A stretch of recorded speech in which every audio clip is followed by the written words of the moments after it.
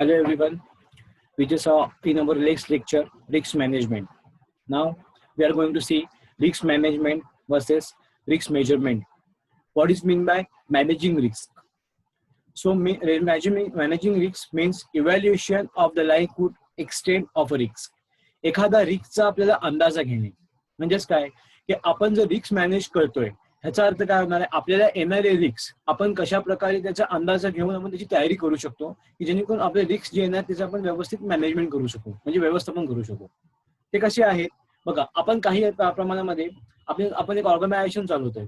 Organisation जेव्हा आपण run करत असताना आपल्याला आपण काय करतो काही रिस्कची मॅनेजमेंट करून ठेवतो म्हणजे आपल्याला माहिती आहे की कोणते आपल्याला धोके उद्भवू शकतात. मग हे धोके कशा प्रकारे असतील ह्याचा आपण पूर्णपणे व्यवस्थापन करू शकतो. काय करतो आपण सगळ्यात पहिले की एक फायनान्शियली आपण प्लॅन करतो म्हणजे फायनान्शियली आपण एक रिस्क मॅनेज करतो आणि सेकंड काय करतो आपण स्ट्रॅटेजिकली म्हणजे एक प्लॅन करतो की येणारे हे रिस्क कसे येऊ शकतात. मग अगोदरच आपण तयारी करून ठेवली की आपल्याला येणारे रिस्क ह्या आपल्या अंदाजाप्रमाणेच त्याच्यामध्ये आपण ते रिस्क सोसावू शकतो. त्याच्यावरती गेलं तर आपल्याला भरपूर प्रमाणात लॉस होऊ शकतो. म्हणजे एखादा फायनान्शियल रिस्क जर आपल्याला येतोय तर आपण काय करणार त्याचा आपल्या जो ऑलरेडी आपण रिस्क जो कॅल्क्युलेट करून ठेवलाय त्याच्यामुळे तो बसतोय का म्हणजे त्याचा अंदाज घेऊन आपण व्यवस्थित रिस्क मॅनेज केले का हे बघायचंय. जर आपल्या कॅल्क्युलेशन पेक्षा तो रिस्क जर आपल्या ह्याच्या बाहेर गेला तर काय होणार आहे अशा प्रकारच्या ह्याच्यामध्ये तो रिस्क आपण सहन करू शकत नाही. त्याच्यामध्ये आपल्याला भरपूर काही प्रॉब्लेम होऊ शकतात. हेच आपल्याला बघायचं आहे की एखादा आपण रिस्क मेजर करतोय की मेजर म्हणजे काय आपण एखादा रिस्क मोजतोय की किती प्रमाणात आपल्याला येऊ शकतं तर त्याचा आपल्याला ते रिस्क टाळता येतं. जर आपण त्याच्यामध्ये व्यवस्थापन व्यवस्थित नाही केलं तर त्याच्यामध्ये होणारे प्रॉब्लेम्स आपल्याला कदाचित ऑर्गनायझेशनला लॉसकडे घेऊन जातात. तेच आपल्याला पुढे बघायचंय की रिस्क मेजरमेंट. जसं तुम्हाला मी सांगितलं की risk measurement means evaluation of the likelihood and extent of risk. म्हणजेच की आपल्याला येणाऱ्या रिस्कचा आपण अंदाजा घेणे की येणारे रिस्क आपण कशा प्रकारे त्याचा अंदाज घेऊन आपण ते रिस्क सॉल्व्ह करू शकतोय किंवा एखाद्या रिस्कचं आपण व्यवस्थापन करू शकतोय. Managing risk the core of managing and financial organisation. म्हणजेच काय की येणाऱ्या फायनान्शियल रिस्क आपण जर फायनान्शियली प्रिपेअर आहोत की आपल्याला फायनान्शियली एवढा लॉस होणार आहे मग त्या लॉसमध्ये सुद्धा आपण ते रिस्क बसवू शकतो आणि येणारे आपला प्रॉब्लेम सुद्धा आपण सॉल्व्ह करू शकतो. Risk measurement is necessary to support the management of risk. म्हणजेच काय की तुम्ही रिस्क जे मेजर करा रिस्क जे मोजाल ते मॅनेजमेंट सपोर्टिव्ह असलं पाहिजे. असं नाही की मॅनेजमेंट तुम्ही करताय व्यवस्थित आणि त्याच्या रिस्क भरपूर मोठ्या प्रमाणात येते तर त्याचं लॉस तुम्हालाच सहन करावं लागणार आहे आणि ऑर्गनायझेशन सुद्धा सहन करावं लागणार आहे. ठीक आहे. सो नेक्स्ट आहे रिस्क मेजरमेंट हॅज 3 गोल्स. कोणते 3 गोल्स आहेत रिस्क मेजरमेंट मध्ये तर पहिला आहे अनकव्हरिंग नोन रिस्क. अनकव्हरिंग नोन रिस्क म्हणजे काय आपल्याला माहिती आहे की हा रिस्क आपल्याला उद्भवू शकतो किंवा आपल्याला रिस्क येऊ शकतो. तर आपण काय करणार की तो रिस्क आपण आपल्याला माहिती आहे हा रिस्क आहे आपल्याला. ह्याचा अर्थ काय होणार आहे की आपण एखादी कार घेतली ठीक आहे तर आपण कारचं काय करणार इन्शुरन्स करणार. कारण माहिती आहे आपण स्वतःने आपण ते रिस्क आपण नोंद करतोय ते रिस्क आपण नोंद केलं. आपल्याला माहिती आहे कदाचित कधीतरी ऍक्सिडेंट घडू शकतं काही सिच्युएशन येऊ शकते चोरी होऊ शकते. मग अशा टायमात आपण काय करतो हे रिस्कचं आपण ऑलरेडी मॅनेजमेंट करून ठेवतो. नेक्स्ट आहे making the non risk easy. आता तुम्हाला माहित आहे की हे रिस्क आपल्याला येऊ शकतात हे रिस्क इझी करता आले पाहिजे. म्हणजेच काय की आता मी तुम्हाला सांगितलं की आता सिच्युएशन अशी आहे की आपल्याला लॉकडाऊन मध्ये भरपूर काही हॉटेल्स आहेत ते लोक काय करतात की त्यांना माहिती हे रिस्क आपल्याला होऊ शकतं जर आपण जास्त प्रमाणात हॉटेलमध्ये माल भरून ठेवला कारण कस्टमर जास्त येत नाहीये. मग अशा टायमात ते काय करणार की थोड्या ह्याच्यामध्ये ते लोक फक्त माल भरून ठेवणार जेणेकरून काय होणार आहे की जे नॉन रिस्क इझी करणार ते म्हणजे ते रिस्क आहे त्यांना पण ते कसं इझी प्रमाणात ते सहन करू शकतात. नेक्स्ट आहे अंडरस्टँडिंग अँड अनकव्हरिंग अननोन रिस्क. जसं आता तुम्हाला सांगितलं सेम की अंडरस्टँडिंग अँड अनकव्हरिंग अननोन रिस्क मध्ये आपण तो रिस्क अंडरस्टँड करून घेणार की आपल्याला रिस्क आहे आपण तो सोचतोय. जसं आता तुम्हाला सांगितलं वरच्या पॉईंट मध्ये की आपण त्याचे एखादं व्यवस्थापन करणार तो माल भरून ठेवणार. मग काय केलं ते रिस्क अंडरस्टँड केलं आपल्याला समजलं की हे रिस्क त्याच्यामध्ये आहे आणि अनकव्हर काय केलं आपण ते आपल्याला रिस्क समजून घेतलं आणि त्याच्यासमोर आपण स्ट्रॅटेजी बनवली प्लॅन केलं. काय केलं प्लॅन त्याच्यामध्ये की थोड्या प्रमाणात आपण माल भरला जेणेकरून जरी कमी कस्टमर आले तरी रिस्क ते आपण सोसू शकतो. ठीक आहे. त्यामध्ये 2 बेनिफिट आहेत सिनियर मॅनेजर. आणि सिनियर मॅनेजरची ह्याच्यात भूमिका काय आहे तर सिनियर मॅनेजमेंट काय करतो याच्यामध्ये की जे रिस्क ऑर्गनायझेशन आपल्या फर्म बद्दल येतात ते स्वतःनी आणि इंडिव्हिज्युअली ते आपल्या हातात घेऊन त्याची मॅनेजमेंट करतो. मग असे रिस्क काही प्रमाणात आपल्याला इझिली आपण फेस करू शकतो. Management at the individual risk level. आता ह्याचं काय काम आहे की सिनियर मॅनेजर आपल्या ज्युनियर किंवा सेकंड मॅनेजरकडे जाणार आणि तो काय करणार येणारे रिस्क आपल्याला पुढे अंदाजे येऊ शकतात त्याचा तो अंदाज घेणार त्याच्याकडून आणि त्या रिस्कवरती ते काम करणार. ठीक आहे. नेक्स्ट आहे डायव्हर्सिफिकेशन. आता डायव्हर्सिफिकेशन म्हणजे मी तुम्हाला अगोदरच्या पॉईंट मध्ये सांगितलंय की what is mean by diversification. म्हणजे एखादी आपण जर इन्व्हेस्टमेंट करतोय तर ती एका ह्याच्यात नाही, वेगवेगळ्या प्रकारे डायव्हर्सिफाय करून गेली पाहिजे, जेणेकरून आपल्याला त्याचं येणारं प्रॉफिट हे खूप फायदेशीर ठरेल. ठीक आहे. त्याच्यामध्ये पहिला पॉईंट आहे मॅनेजिंग रिस्क विथ डायव्हर्सिफिकेशन मध्ये मोर बास्केट मोर एक. ह्याचा अर्थ काय होतो मोर बास्केट मोर एकचा? म्हणजेच की आपले जेवढे जास्त इन्व्हेस्टमेंट तेवढे जास्त आपले रिटर्न्स, तेवढे आपले जास्त फायदे. बरोबर आहे. म्हणजे काय तुम्ही एकाच इन्व्हेस्टमेंट न करता भरपूर ह्याच्यात तुम्ही इन्व्हेस्ट केलाय तर तुम्हाला काय होणार आहे जेवढे बास्केट म्हणजे जेवढे तुमची इन्व्हेस्टमेंट तेवढे तुमची काय होणार आहेत एक्स, तेवढे तुमची रिटर्न्स तुम्हाला चांगल्या प्रकारे भेटणार आहेत. नेक्स्ट आहे variety is more than spice. आता variety is more than spice म्हणजेच काय की आपण बघतो की डायव्हर्सिफाय केल्यामध्ये इव्हन मार्केट सुद्धा डायव्हर्सिफाय मध्ये वाटलेलं आहे. तुम्ही कोणत्याही एक शॉपमध्ये जा तुम्हाला तिथे एकच प्रकारचं वस्तू दिसणार नाही, भरपूर प्रकारचे भरपूर कंपनीची वेगवेगळी वस्तू दिसतील. म्हणजेच काय होतं जर एखादी कंपनी काय करणार आहे एखाद्या प्रोडक्टवरती एकच प्रोडक्ट त्यांनी काढलं आणि ते प्रोडक्ट त्यांनी मार्केटमध्ये विकलं, कदाचित ते प्रोडक्ट जास्त प्रमाणात सेल झालं त्यांचा फायदा होणार आहे. पण ह्याच्यामध्ये कसं होतं की व्हरायटीज मोर दॅन स्पाइस मध्ये ते जर तुम्ही ते प्रोडक्ट डिफरंट पद्धती वेगवेगळे प्रोडक्ट तुम्ही जर काढले तर काय होणार आहे जर एका हा जो सेल झाला नाही तर कंपनी बंद होईल. बरोबर आहे. आणि जास्त तुमचे प्रोडक्ट जर असतील तर काय होणार आहे याचा फायदा की तुमचे वेगवेगळ्या पद्धतीतून तुम्हाला प्रॉफिट होऊ शकतं. कदाचित एकाच लॉस झाला तर तुम्हाला दुसऱ्या याच्यामध्ये काय होणार आहे त्यात प्रॉफिट तुम्हाला व्यवस्थित भेटू शकतं. म्हणून सांगितलं की variety is more than spice. जेवढे तुमची व्हरायटी असतील तेवढे त्याच्यामध्ये तुम्हाला येणारे जे तुमचे प्रॉफिट आहे किंवा बेनिफिट आहे तुमचे जास्त प्रमाणात असू शकतात. नेक्स्ट आहे safety in numbers. So what is mean safety in numbers? Safety in numbers means की जेव्हा सेफ्टी म्हणजे सिक्युरिटी. तुम्ही काय करणार आता आपण एवढे सगळे प्रोडक्ट हे करतोय मार्केटमध्ये आणतोय, सेफ्टी इन नंबर्स मध्ये काय असणार आहे की जेवढी तुम्ही तुमची सिक्युरिटी असतील. म्हणजे एखादा एक डॉक्टरचं एक्झाम्पल घ्या की समजा एक डॉक्टरकडे एक जो पेशंट जातोय त्या पेशंटला प्रॉब्लेम आहे पित्ताचा. ठीक आहे. आणि त्याच्यामुळे काय होतंय त्याला त्रास होतोय, पोटाचा त्रास होतोय वगैरे. म्हणजे तो एकच देणार आहे का फक्त औषध? नाही, त्याला 2-3 प्रकारचे औषध देतो. म्हणजेच काय सिक्युरिटी. त्याच्यासाठी समजा त्याला आज हा प्रॉब्लेम होतोय तर कदाचित ह्या प्रॉब्लेम मध्ये त्याचे काही साईड इफेक्ट दुसऱ्या याच्यावरती जाऊ शकतात, जसं की पोटावरती वगैरे किंवा काही प्रॉब्लेम दुसरा असू शकतो. मग तो 2-3 प्रकारे त्याला तो काय करणार औषध देतो जेणेकरून त्याची सेफ्टी आणि सिक्युरिटी वाढवतो. म्हणजे जर येणारा जो प्रॉब्लेम असेल तो इझिली सॉल्व्ह करू शकतो. ठीक आहे. नेक्स्ट आहे नो पोर्टफोलिओ टू स्मॉल. म्हणजे तुम्हाला सांगितलं की आपली जेवढी मॅनेजमेंट मोठी असेल तेवढं आपल्याला काम करावे व्यवस्थित लागेल. म्हणजे येणारे जे रिस्क आपल्या मॅनेजमेंटमध्ये जरी समजा एकदम लहान जरी रिस्क आलं तरी आपल्याला मोठ्यात मोठं त्याची मॅनेजमेंट करावी लागणार आहे, जेवढं आपण मॅनेजमेंट करू शकतो. असं नाही की हे लहान रिस्क ह्याच्यामध्ये आपल्याला समजते की ह्याच्या पुढे आपल्याला ह्याच्यामध्ये लहान रिस्क येणार आहे. मग ते रिस्क आपण काय करणार जर लहान स्मॉल रिस्क असेल मग स्मॉल रिस्क साठी मग स्मॉलच मॅनेजमेंट करणार का किंवा थोडीशी तयारी करणार का? नाही, आपण मॅनेजमेंट पूर्णपणे करणार, 100% देणार त्याच्यामध्ये आपल्या मॅनेजमेंटचे आणि ते रिस्क इझिली सॉल्व्ह करून घेणार. नेक्स्ट आहे इन्व्हेस्टमेंट स्ट्रॅटेजी. आता इन्व्हेस्टमेंट स्ट्रॅटेजी म्हणजेच काय की इन्व्हेस्टमेंट स्ट्रॅटेजी म्हणजे स्टार्ट नाव म्हणजे आपल्याला आता एखाद्या इन्व्हेस्टमेंटची जर माहिती पडली की अशी अशी इन्व्हेस्टमेंट केली जाते ह्याच्यामध्ये एवढे रिटर्न्स भेटतात.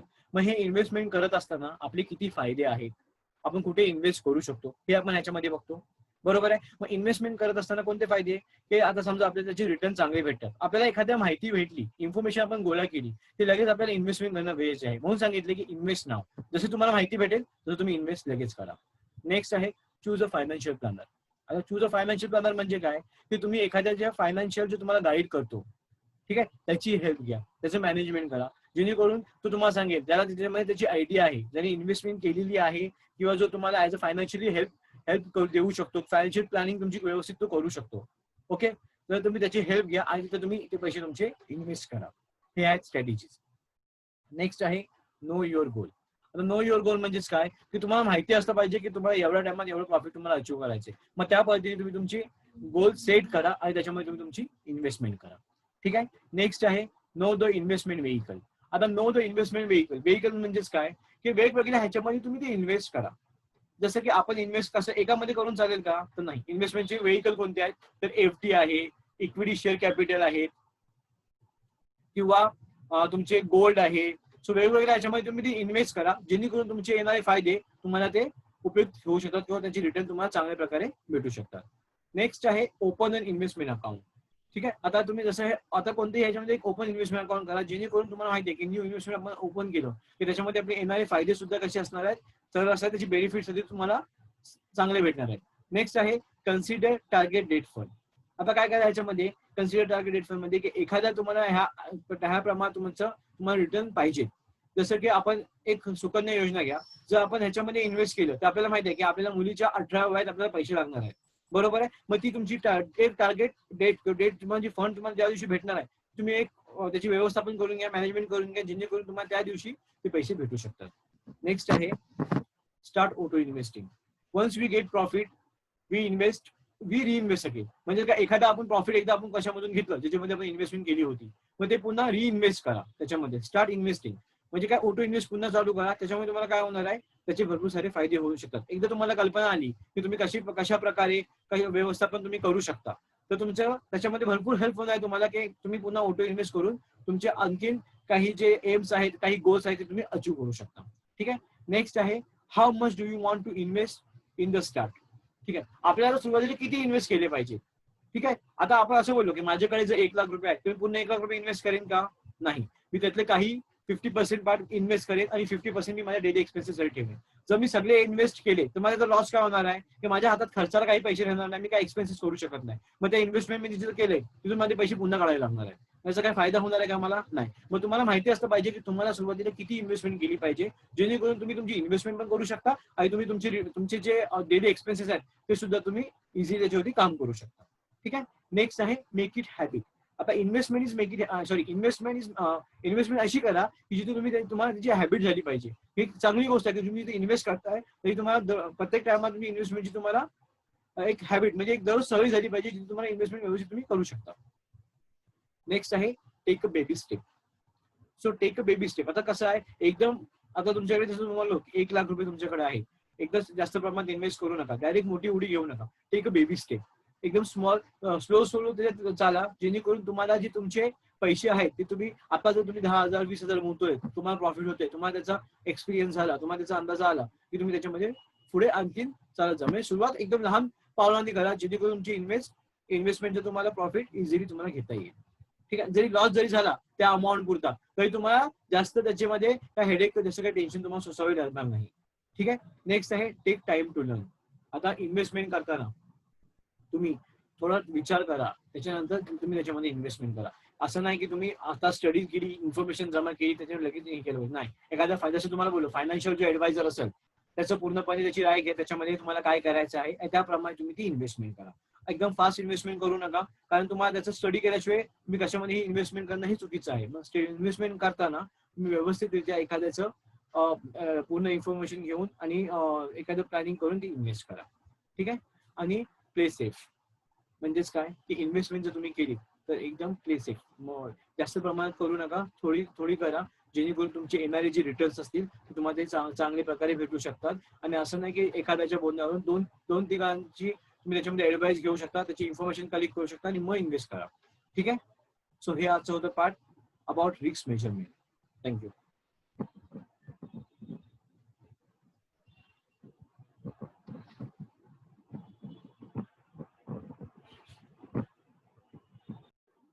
सो नेक्स्ट पॉइंट आहे अवॉइड इन्फ्लुएन्स इन्व्हेस्टिंग.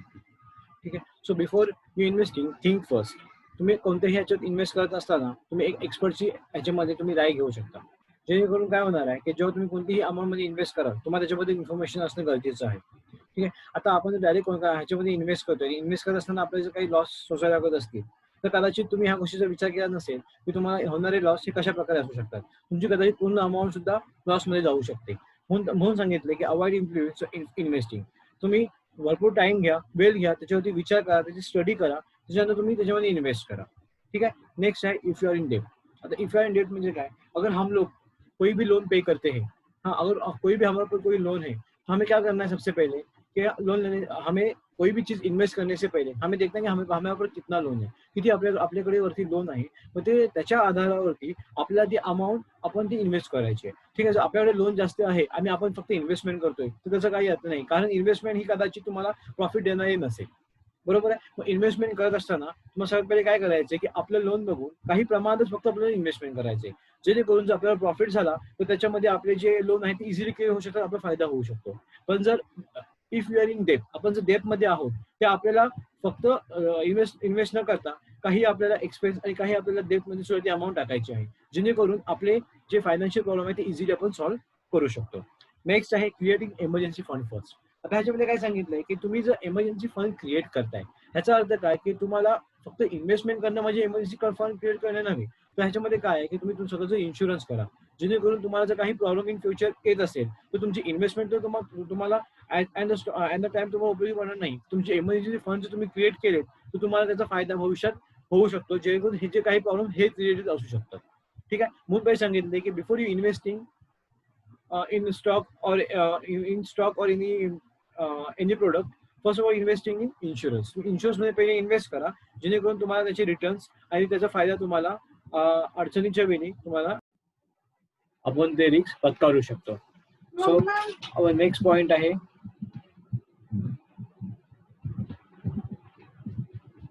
बीटा.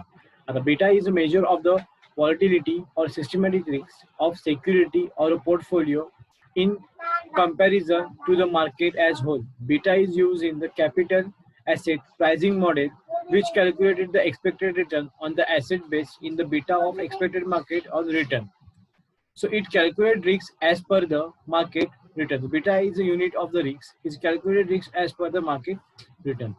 ज्या तऱ्हेने आपण बीटा कॅल्क्युलेट करत असतो तर ट्रेडिंगच्या अकॉर्डिंग ते जे रिस्क मॅनेज करत असतं. त्याच्यामुळे काय होतं की आपण जर बीटाची व्हॅल्यू जर 1 असेल तर येणारा आपल्या रिस्कची व्हॅल्यू सुद्धा सेम असली पाहिजे. ती 1च्या कंपॅरिझन मध्ये तुम्ही कॅल्क्युलेट केली पाहिजे. ठीक आहे. आणि beta is a variance of the change of every time. Beta ही काय होतं, प्रत्येक टाइमला त्याची चेंज होत असते. म्हणजे व्हॅल्यू जर चेंज होत असेल तर येणारे जो बीटा आहे रिस्कची व्हॅल्यू सुद्धा सेम असली पाहिजे. सो नेक्स्ट बीटाचा फॉर्म्युला आहे numerical value. Formula of calculation of beta. Beta is equal to covariance is bracket RI RM. So RI and RM, where is beta is equal to security I. So covariance RI is RM is equal to covariance between the return on security I, the return the market portfolio. So covariance is RI. RI means your old market value and RM is your new market value. So covariance between the return on security, the return of the market portfolio. So covariance is equal to RI RM is equal to E is equal to summation RI minus R by R bar I. Again the bracket complete RM minus R square M divided by N minus 1. So sigma square M is equal to variance of return on the market portfolio. Sigma square M is equal to summation RM minus R bar M square divided by N minus 1. So after that, first problem for beta. Step to solve a problem on beta, giving the value, the calculation of covariance in bracket RI, RM, and second calculation of sigma square M. Third, we need to calculate the beta. Okay. So from the following information, calculating beta of a security.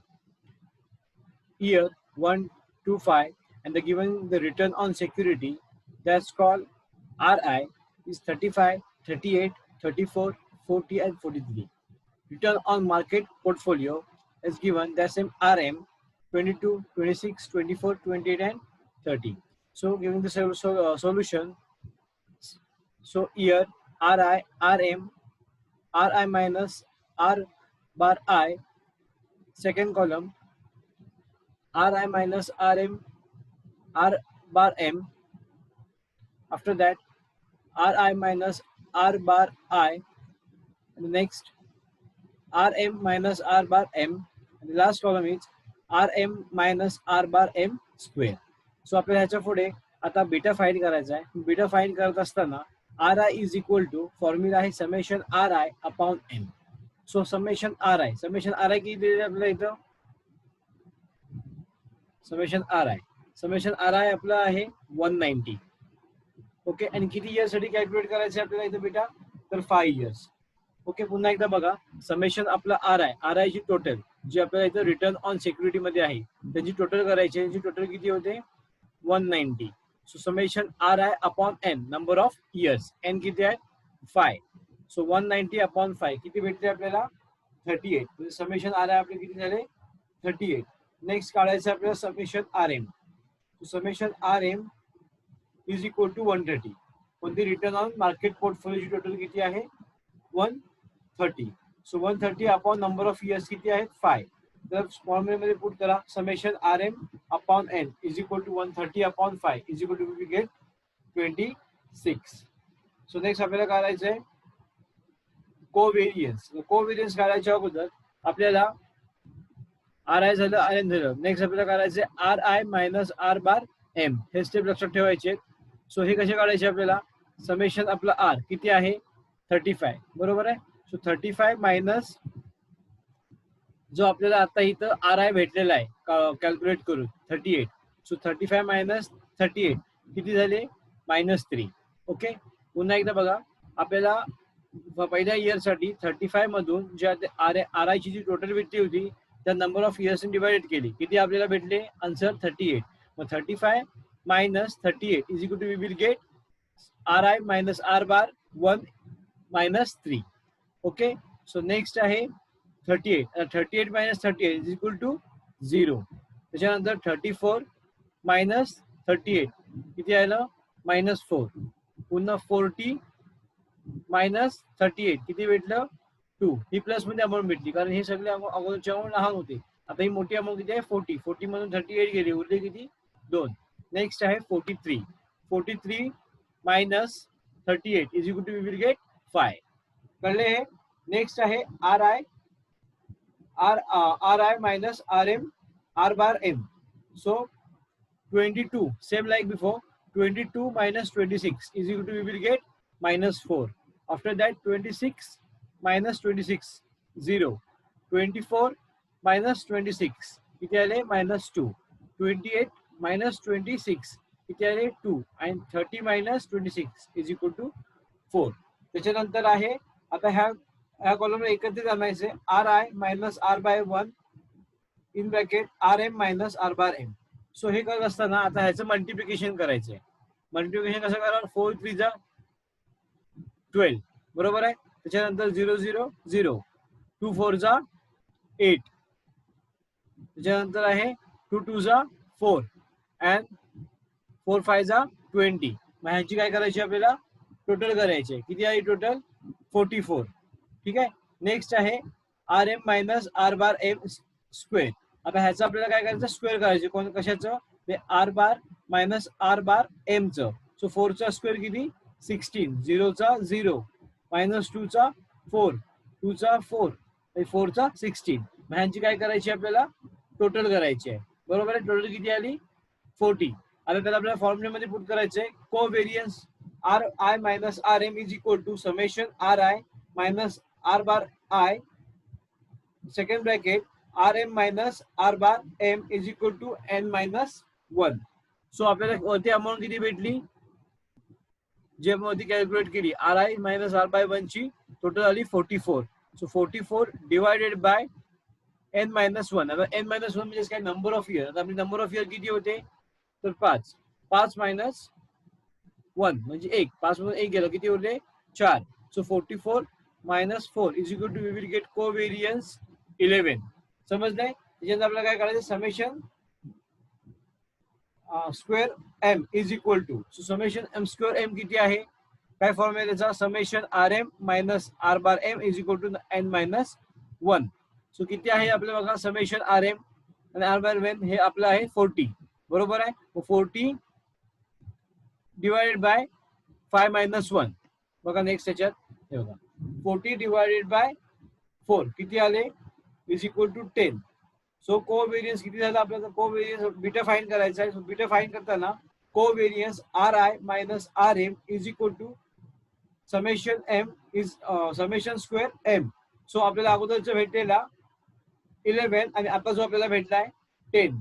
So beta is equal to 10 upon 11 is equal to we will get answer 1.1. कळलंय. ठीक thank you.